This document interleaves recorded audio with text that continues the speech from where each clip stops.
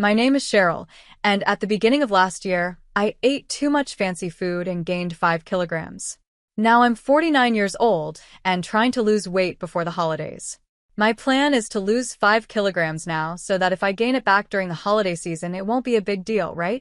You must be kidding, there's so much delicious food from Christmas to New Year's. It's a happy problem to have. I'll probably end up buying myself Valentine's chocolates too. Oops, I'm already drooling. Looks like I'm going to gain weight again this year. Oh well. Today, I have a story from winter that I'd like to share with you. It's about something that happened when I was 28 years old. After dating for several years, my boyfriend Paul and I got engaged, and I introduced him to my parents. This was the so-called marriage greeting. My parents liked Paul, and everything was supposed to go smoothly. But then my older sister Laura, who is 3 years older than me, came home from work and there was an issue. She became fixated on Paul. It's strange, but when you're sisters, you can sense each other's feelings. I could tell right away that she had fallen in love with Paul the moment she saw him. I hoped it was just a fleeting crush, but when she shook his hand, she blushed and held on a little too long. Even when she talked to him, there was this dreamy look in her eyes. I didn't think it was right for her to act like that toward my fiancé, but maybe she didn't even realize she was doing it. Emotions can be hard to control, so I decided to pretend I didn't notice, hoping my sister wouldn't act on her feelings. However, after Paul left, my sister, fresh out of the bath and still wrapped in a towel, confronted me. "You should call off the engagement," she said. According to her, Paul was a womanizer, and I could find someone better. She kept criticizing him, but she didn't have any real reason for saying that. "Why do you think he's a player?" I asked her. "It's a woman's intuition," she replied. The thing is, my sister has never had a boyfriend, so how could I trust her woman's intuition when she has no experience with men? I decided I should trust Paul, whose character I've known for years. I casually brushed off my sister's advice, saying, "Yeah, I'll be careful," without taking it too seriously. After that, Paul started visiting our home often. He said he wanted to build a good relationship with my family, so I invited him over, feeling comfortable about it. My parents were happy, and I hoped Paul would get along well with them since he was going to be my husband. But while things should have been going smoothly, my sister had other ideas. She tried to get close to Paul in a different way. According to Paul, when I wasn't around, she would grab his arm, press her chest against him, and ask, "Don't you think Marianne is a bit immature?" She even asked for his contact details and once purposely fell down in a way that exposed her underwear. Paul said it was so over the top that it was actually funny, but I would have been worried if he was the kind of man to take it seriously. My sister believed she had a chance because Paul couldn't directly reject her since she was my sister. Every time they met, she would approach him with a sweet voice, saying, "Hey." It started with her falling in love at first sight, but it didn't help that Paul worked for a big company, which made him even more appealing to her.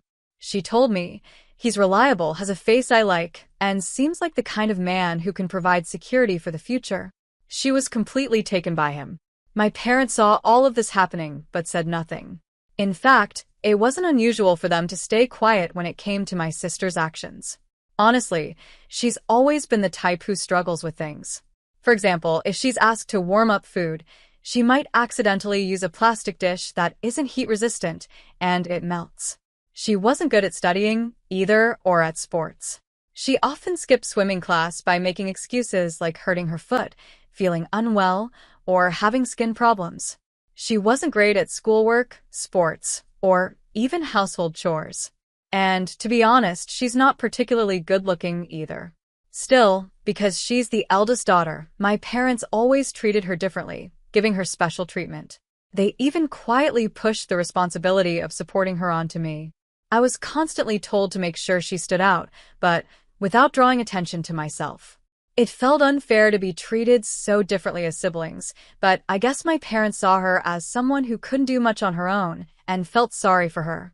On the other hand, I've always been the type to do things quickly and efficiently. Maybe the adults didn't see much value in helping someone who could handle everything themselves. So, I became good at managing my sister's needs. Sometimes I would even pretend to be less capable in public to keep the balance. But as I grew out of my teenage years, I realized that continuing like this wasn't going to help me in the long run. I started pushing back against my parents and doing things my way. If I had kept going along with everything, I would have become someone who couldn't do anything.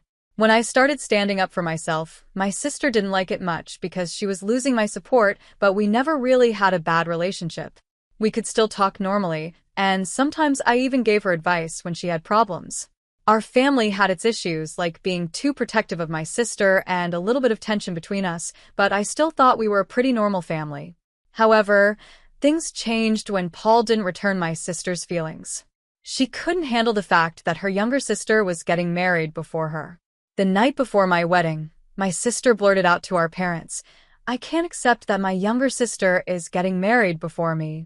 My dad tried to calm her down, saying, "Don't worry, Laura. You'll find a good partner soon, too." I agreed with him. "Yeah, Laura, it's not a big deal." But she wasn't having it. Normally, the older sister gets married first, then the younger one. It's too soon for her. "The wedding is tomorrow," I reminded her. "What are you talking about, Mom? Don't you care about me? I'll be the poor older sister who's left behind while her younger sister moves on," she cried. That night, I listened quietly from the hallway as my sister and our parents argued. Should my sister really get married first? If I waited for her to marry, I would end up growing much older, without any progress in my own life. What was she thinking? I hoped she would calm down after venting her frustrations. Then I heard something shocking. "We won't attend the wedding tomorrow, Laura.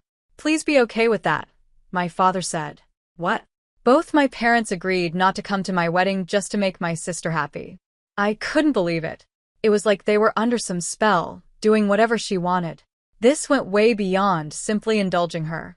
Even then, my sister sighed, still not fully satisfied.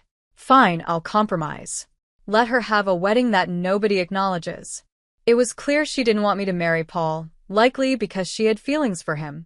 It was unbelievable that my parents wouldn't attend my wedding because of my sister's jealousy. The day of my wedding came, but I barely slept the night before.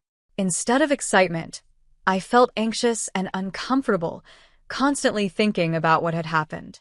I'll never forget the satisfied smile on my sister's face when my parents told her they wouldn't be there. At the venue, I had to explain to Paul and his parents why mine weren't coming. I apologized and said, "My sister doesn't support this marriage, so my family won't be attending." I told them it was heartbreaking to say that my own parents weren't coming to my wedding. My in-laws were shocked and couldn't believe there were parents who wouldn't attend their daughter's big day.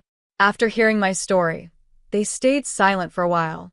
The mood felt so heavy, but then my mother-in-law gently took my hand, and my father-in-law placed his hand on top of ours.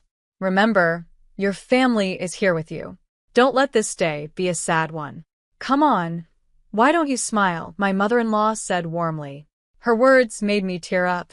Paul, seeing me cry, softly stroked my head and said, "Ashley, I'm your husband now, so please stop saying that your family isn't here."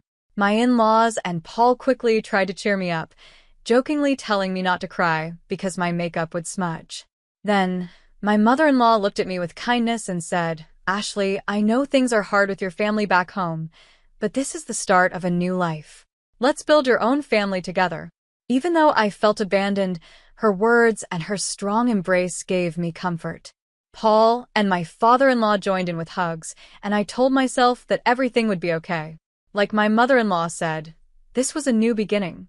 I promised myself that I would build my own happy family, and on that day, I officially married Paul. 18 years have passed since that day. In that time, Paul and I had a daughter and 3 sons. Our daughter is capable and looks after her 3 mischievous brothers, who sometimes turn the house upside down. I surprise even myself with how often I end up shouting, "Stop it now." Paul's career has been going well, we bought a house, and we've been living a stable life. But then, something unexpected happened. My father, mother, and sister showed up at our house. After the wedding, I had kept my distance from them and hadn't given them our new address. Yet somehow they found us and came unannounced. When they appeared, instead of a warm, long time no see, the first words out of my mouth were, "What do you want?" "I need a favor from you," my sister said. My parents added, "It's something only you can do for us. looking at me with serious expressions. I had no idea what they could possibly want after 18 years of silence. Half curious and half afraid, I wondered what was going on. I stayed quiet as my mom spoke up. "We want you to give Paul to your sister." "What?" Both Paul and I were stunned by her words. "Wait a minute, what do you mean I need to give Paul away?" I asked sharply. My parents both looked away, guilty, while my sister stood there, smug and proud.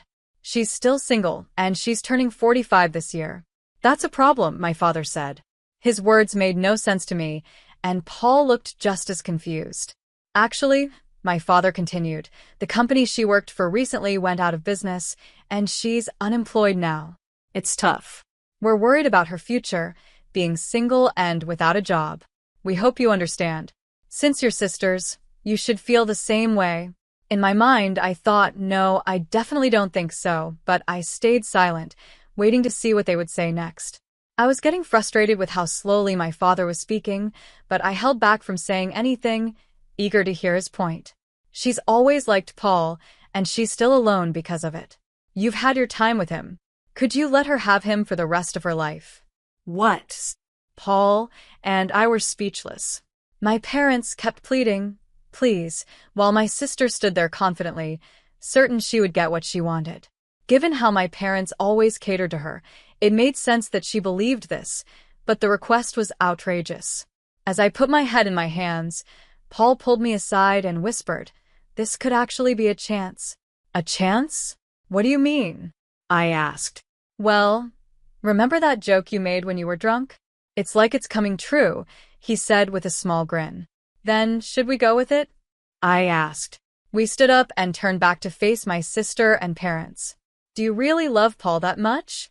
I asked. My sister was caught off guard. She blinked in surprise and repeated, "Yes, yes. I've loved him all this time." "Wow, that's some serious love," I said. "You've been in love with him for 18 years, even though he's married to me?" "Yes," she said. "It's been so painful watching you and Paul together. It should have been me." Paul and I could barely hold back our laughter at her serious tone. I took a deep breath and said, "All right, I give up. If you love him that much, I'll step aside." My parents were shocked. My mom quickly asked, "Really? Don't you love Paul too?" "No, actually," I said, looking at Paul. "To be honest, I've always liked Laura." Paul played along, turning to my sister and saying, "Yeah, I've always liked her too." My sister's face lit up with joy. "Really?" she asked, her face flushed with excitement. "I knew it. You never resisted when I hugged you, and your eyes always looked so loving," my sister said, excitedly. "I've been waiting for this moment, and finally, it's here." I had to hold back my laughter, and I could see Paul pretending to cry, though his shoulders were shaking from trying not to laugh. We just needed to keep this up a little longer. "We'll always be together from now on, Paul," my sister suddenly said, acting as if they had been a couple all along. She was so casual about it, like she'd been living in this fantasy for the last 18 years. "Laura, I'm happy," Paul replied with a smile. "Please be my support from now on." "Yes, absolutely," she said, clearly thrilled. "So, I'm going to quit my job," Paul announced, grinning. My sister's smile faded in an instant, and her face turned to shock. "Really?" "Yeah, I want to be with you all the time, Laura. So I'm quitting my job to always stay by your side." "What?" she stammered, clearly not expecting this. "I won't even go outside anymore," Paul continued cheerfully. "I'll follow you everywhere. I'll even watch you do housework from behind." My sister froze for a moment, her panic setting in, while our parents looked visibly disturbed. "But I'm not working either. This is a problem," she muttered. "What's the problem?" "If we're together, we have nothing to fear. We don't need money to be happy," Paul replied. "But nowadays, we need to pay for things like insurance. It's not like the old days. We can't just live on love alone," she argued, her eyes starting to lose focus. Sensing the moment was right, I jumped in. "Paul, if we end up divorcing, I'll be taking a large share of the assets, so you better pay up." "Don't worry," Paul said with a laugh. "Your sister and parents will take care of everything." Hearing this, My parents turned pale and exchanged worried glances. Laura, my father said, this is hard to admit, but this isn't right. Stealing your sister's husband, it's wrong. Exactly, Laura, my mom added, suddenly backing away from the plan. It was as if all the passion and support for my sister vanished in an instant. What are you talking about? You promised Paul to me. Laura yelled, her frustration growing. That was before my father began, but she cut him off. I don't want to hear it. Doesn't anyone support me? Laura screamed, and in her frenzy, she grabbed my mom's hair. My father tried to calm her down, but it was chaos. In the middle of all this, Paul calmly spoke up. Laura, to be honest, you're not my type. I respect you as Ashley's sister, but that's it. Everyone fell silent, their attention now on him. I don't really want to interact much with you, especially when you look at me like that, Paul said. That gaze actually turns me off.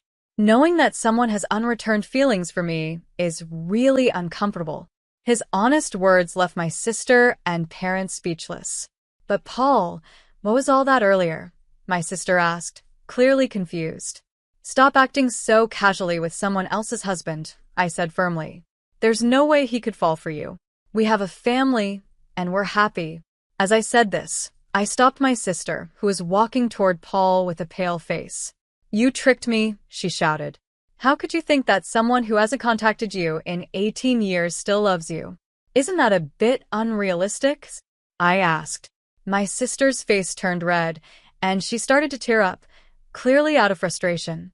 If you were really attractive, maybe it would be different. But no one finds charm in someone who is unemployed, dependent on their parents, and can't do basic things because their mom has always done them. At your age, a marriage wouldn't last long with those traits, I said plainly. Paul quietly chuckled behind me.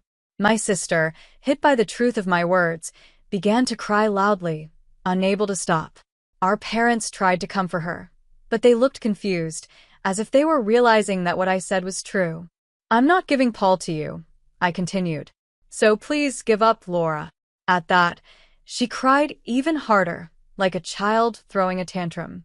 It was a sad sight for an adult, and it was clear she hadn't matured. Take this as a lesson, and please don't involve yourself in our lives again, I said. No matter what trouble you face in the future, don't expect any help from us. With that, I slowly closed the front door. When my children asked what happened, I simply said, it's Halloween season, and it seems a ghost came early. My eldest suggested we exorcise the spirit, but I stopped the idea, though it did feel like there was a ghost wailing outside as my sister continued to cry. 6 years passed, and she's still single. She found a job but got fired for inappropriate behavior, and she caused trouble by rushing into a marriage that didn't work out. Now, she's banned from matchmaking events and seems likely to stay single for life. My parents, despite being tired, are still working part-time jobs to save money for her. They've probably realized they can't rely on her to take care of them in the future. Hopefully, they now understand the consequences of spoiling her all these years. I spend my days as a homemaker, without having to worry about school fees for my kids, thanks to my smart children and my husband, who has a stable job.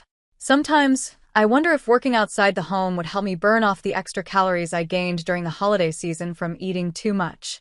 My daughter, who is already slim, is entering her growth phase and has been talking about wanting to go on a diet. I'm trying to convince her not to. You can think about dieting when you're older, like me, I tell her.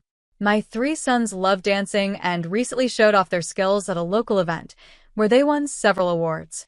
They proudly say, we're going to be in Pearl Jam one day. So, I really hope Pearl Jam stays together until they grow up.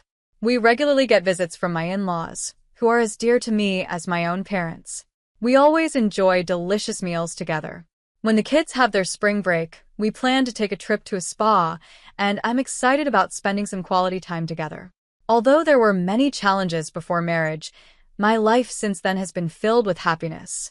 The bonds within our family have grown stronger, and I'm grateful for the love we share. I hope everyone stays healthy and lives long so we can continue to make precious memories together as a family.